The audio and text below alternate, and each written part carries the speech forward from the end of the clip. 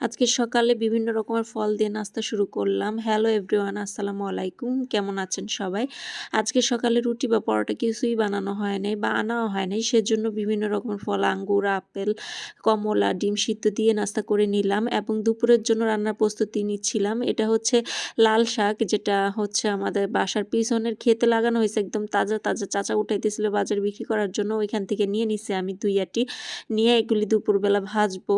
সেজন্য কাটাকাটি করতেছিলাম এবং ফুলকপি দিয়ে ডিম ভাজি। কে খাইছেন আমাকে একটু জানাবেন এবং কেমন টেস্ট আমাকে জানাবেন। এটা আমার বাবা আমাকে রান্না শিখাইছে। আমার বাবার অনেক ফেভারিট ছিল এটা এবং আমার বাবা অনেক মাশাআল্লাহ সুন্দর রান্নাও করতে পারতো। তারপরে হচ্ছে দুপুরে খাওয়া-দাওয়া শেষ করে সন্ধ্যার দিকে বেরোইলাম একটু ঘুরতে। অনেকদিন হইছে ঘুরতে যাই না।